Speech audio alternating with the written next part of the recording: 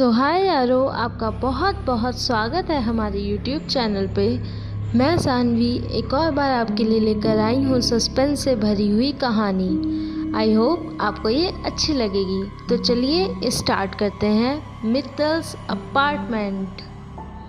तो कहानी की शुरुआत होती है सुबह से, जब सुबह की चाय की चुस्की लेते हुए राजेश अपनी बीवी से बोलता है, लो आज फिर एक और केस।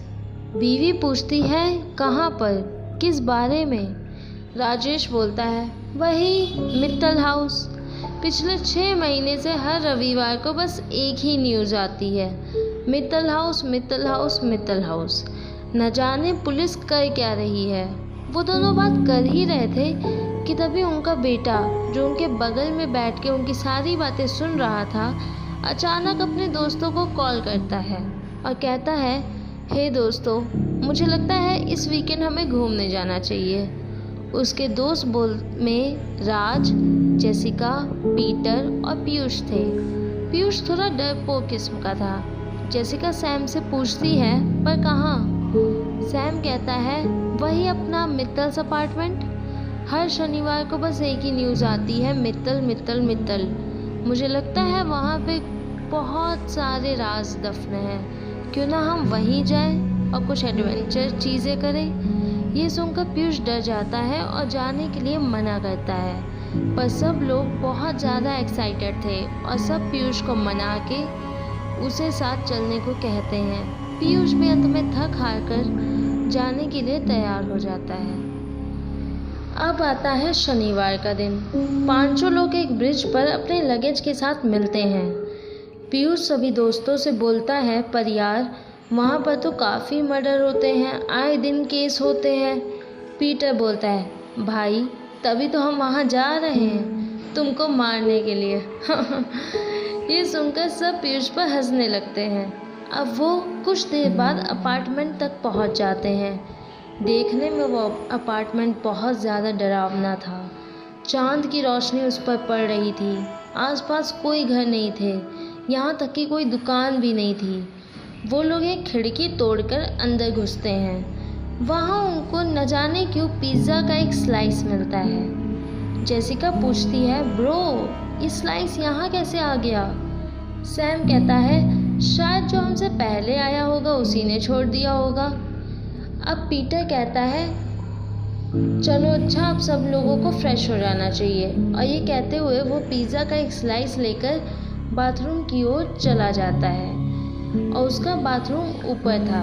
जब वो बाथरूम में था, उसे वहाँ एक अलग सी स्मेल आ रही थी, लाइक किसी के परफ्यूम की। वो ज़्यादा नहीं सोचता और जल्दी से फ्रेश होकर नीचे आ जाता है। वहीं टाइम जेसिका और राज बाहर टहल रहे थे कि तभी उन्हें लगा कि ऊपर किसी ने लाइट जलाई है। राज कहता है, मे बी वो पीटर होगा।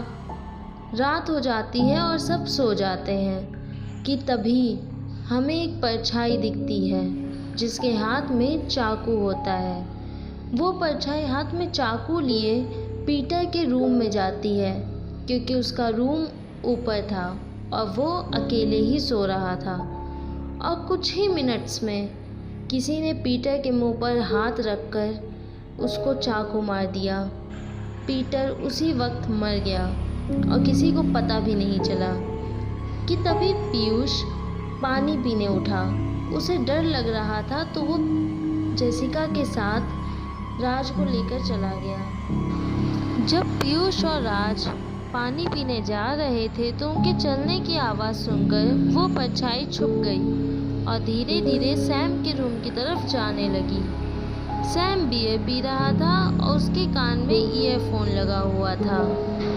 वो परछाई धीरे से कब उसके पीछे आ गई, उसे भनक तक नहीं लगी और पीटर की तरह वो भी मर गया और परछाई न जाने कहाँ गायब हो गई। सुबह हुई। राज, जेसिका और पीयूष डाइनिंग टेबल पर बैठकर चाय पी रहे थे। जेसिका कहती है, यार घर इतना अच्छा है और हॉन्टेड तो यहाँ कुछ है ही नहीं, तो कहीं ऐसा तो नहीं कि सब लोग अफवाह उड़ाते हैं? तभी राज कहता, वो सब तो ठीक है, पीटर और सैम को कोई जाकर जगाओ, कितना सोएंगे ये लोग। जेसिका कहती है हाँ रुको, मैं जाती हूँ। जैसे ही वो सैम के रूम में पहुँचती है, सैम की लाश देखकर वो बहुत तेज चिल्लाती है, सैम ये क्या हो गया, राज राज पीयूष जल्दी आओ। वो दोनों आते हैं और सब देखकर शॉक हो जाते हैं और रोने लगते हैं। पीयूष कहता है कहीं पीटर भी तो। ये सुनकर राज तुरंत पीटर के रूम में जाता है और वहाँ भी पीटर की लाश ही मिलती है, जिसे देखकर वो तीनों रोने लगते हैं। तीनों लोग रोते भी हैं और साथ ही साथ डर भी जाते हैं। पीयूष कहता है हमें पुलिस को कॉल करनी चाहिए। तभी जेसिका कहती है नहीं रुको, पुलिस को न जाने कितने लोगों ने कॉल किया और कितनी बार पुलिस इस अपार्टमेंट में आई है, लेकिन आज तक उसने कातिल का पता नहीं लगा पाया है। मुझे पहले लगता था कि ये घर हॉन्टेड है, पर ये घर हॉन्टेड नहीं है। ये यहाँ पे बहुत ही ज़्यादा बड़ा षड्यंत्र चल रहा है। कोई इंसान है जो यहाँ पे लोगों को मार रहा है और इसे अब सॉल्व करने की जिम्मेदारी हमारी हो गई है। अब हमें इसे अपने तरीके से सॉल्व करना होगा। ये सुनकर राज और पीयूष कहते हैं हम लोग कैसे। जेसिका कहती है मेरे पास आओ, और वो उनके कान में प्लान बताती है। रात होती है, फिर हमें वो परछाई फिर से हाथ में चाकू लिए जेसिका के रूम के बाहर दिखती है। वो परछाई जेसिका के रूम में एंटर करती है और बेड पर सो रही जेसिका को चाकू से मार मार के लगता है अपना गुस्सा शांत करती है कि तभी पीछे से उसके सिर पर किसी ने कोई भारी चीज़ मारी। और ये क्या, ये तो जेसिका ही थी। बेड पर तो उसने तकिया और ब्लैंकेट को इस तरह बिछाया था कि ऐसा लगे कि वहाँ पे जेसिका सो रही है। वो लाइट ऑन करती है और राज और पीयूष को आवाज़ देती है, राज पीयूष ये देखो, ये रहा हमारे दोस्तों का कातिल, जल्दी आओ। और ये सब सुनते ही वो लोग भाग कर आते हैं। वो लोग देखते हैं कि अरे ये तो एक आदमी है लगभग 45 साल का। वो लोग उसे बांध देते हैं। कुछ मिनट बाद जब उसे होश आता है, वो खुद को बंधा पाता है और सामने राज, पीयूष और जेसिका थे। जेसिका कहती है तो हाँ मिस्टर, बताओ क्यों मारे मेरे दोस्तों को और उन सबको जो पिछले 6 महीने से मरे हैं। वो आदमी कुछ नहीं कहता। राज कहता है चल अब जल्दी बता दे, नहीं तो पुलिस को बुलाना पड़ेगा। पुलिस का नाम सुनते ही आदमी हंसने लगता है और कहता है पुलिस, जा बुला ले पुलिस को, वो कुछ नहीं कर पाएगी, उसके बस का ही नहीं है कुछ कर पाना। जेसिका कहती है क्या मतलब। आदमी उसे देखकर रोने लगता है, कहता है बिल्कुल बिल्कुल तुम्हारी ही एज की थी मेरी नन्ही परी रिया, पढ़ने में बहुत तेज, डॉक्टर बनना चाहती थी, पर उन कमीने लड़कों ने उसे बनने नहीं दिया और उन लड़कों का साथ पुलिस, यहाँ तक कि सबने दिया। मैंने जनता से गुहार लगाई कि वो मेरा साथ दें, अनशन करें, ताकि पुलिस मजबूर हो जाए मेरा मदद करने के लिए, लेकिन जनता भी कुछ नहीं कर पाई। राज कहता क्या हुआ, क्या था रिया के साथ। मिस्टर मित्तल कहते हैं एक दिन मैं और मेरी बीवी एक शादी में गए थे। रात काफ़ी हो गई थी, रिया अकेली घर पर थी और हम लोग रास्ते में बस पहुंचने ही वाले थे कि तभी 4-5 चोर न जाने कहां से घर में घुसे। वो चोरी कर ही रहे थे कि मेरी बेटी ने उन्हें देख लिया। चोर भागने की बजाय रिया के साथ बदतमीज़ी करने लगे और उसे वैसी हालत में ही छोड़कर चले गए। जब मैं घर पहुंचा, रिया एक कोने में बैठी रो रही थी। मैं डर गया। उसकी माँ उससे पूछी तो उसने बताया कि माँ कुछ चोर आए थे, मैंने उन्हें चोरी करते हुए देख लिया तो उन्होंने मेरे साथ बदसलूकी की। मैंने तुरंत पुलिस को कॉल की और पुलिस आई। बस उन्होंने कुछ फॉर्मेलिटीज़ की, रिपोर्ट लिखी और चली गई। बाद में कुछ नहीं किया। मैंने कम से कम हज़ारों चक्कर लगाए, कुछ फ़ायदा नहीं हुआ। मेरी बेटी ने दुख में सुसाइड कर लिया और वो दिन था शनिवार। मैं और उसकी माँ रोते रहे, बिलखते रहे, तड़पते रहे, गिड़गिड़ाते रहे, पर पुलिस कुछ भी नहीं की। क्यों? क्योंकि वो लड़का एमएलए का बेटा था। तभी ये सब सुन के जेसिका बोलती है, ओह, तो इसीलिए तुम सबको जो भी यहाँ आता है उसे मारते हो शनिवार के दिन, है ना?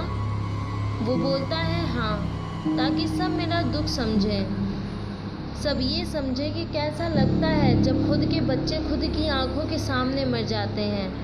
मैं यहीं रहता हूँ, इसी घर पे, ताकि जब भी कोई आए मैं उसे मार सकूँ, उसे उतना दर्द दे सकूँ जितना मेरी बेटी ने सहा, जितना मैंने सहा, मेरी बीवी ने सहा। तभी राज कहता है, ओह, तो कहीं ऐसा तो नहीं कि वो पिज़्ज़ा का स्लाइस तुम्हारा ही छोड़ा हुआ था? मिस्टर मित्तल बोलते हैं, हाँ, जिस वक्त तुम लोग आए मैं उस वक्त खाना ही खा रहा था, लेकिन तुम लोग इतनी जल्दी आ गए कि मुझे वो पिज़्ज़ा साफ़ करने का मौका ही नहीं मिला और उसी में मैंने जल्दबाजी में उसे वहीं छोड़ दिया। तभी पीयूष बोलता है, और वो लाइट जो वहाँ पीटर के कमरे में से जल रही थी, क्या तुमने ही वो जला के बंद की थी? तभी वो मिस्टर मित्तल बोलते हैं, हाँ, मैं वो देख रहा था कि आखिर तुम लोग हो कहाँ, लेकिन इतने में मैंने देखा कि तुम लोग बाहर ही हो, तो मुझे जल्दी से वो लाइट बंद करनी पड़ी। तभी जेसिका कहती है, देखो, मुझे सुनकर बहुत बुरा लगा जो आपके साथ और आपकी फैमिली के साथ हुआ। मैं ये भी मानती हूँ कि इसमें पुलिस की काफ़ी गलती है कि उन्होंने आपको इंसाफ नहीं दिया, कोशिश तक नहीं की। पर यह भी सच है कि आपके इंसाफ लेने का तरीका भी बहुत गलत था। आपने बेगुनाहों को सजा दी जिनको ये तक नहीं पता था कि आपके साथ कुछ ऐसा भी हुआ है। ये सुनकर आदमी रोने लगता है और जेसिका पीयूष से कहती है, पीयूष, जाओ पुलिस बुला लो। और इसी के साथ कहानी का दी एंड हो जाता है। तो दोस्तों, आई होप आपको ये कहानी अच्छी लगी होगी। अगर आपको ये कहानी अच्छी लगी तो प्लीज़ इसको लाइक करें, शेयर करें और चैनल को सब्सक्राइब करें। मैं कोशिश करूँगी कि आपको बेहतर से बेहतर कहानियाँ लिख के प्रोवाइड करूँ, आपको दूँ, ताकि आपका एंटरटेनमेंट हो सके, of course. So thank you guys, bye bye, take care.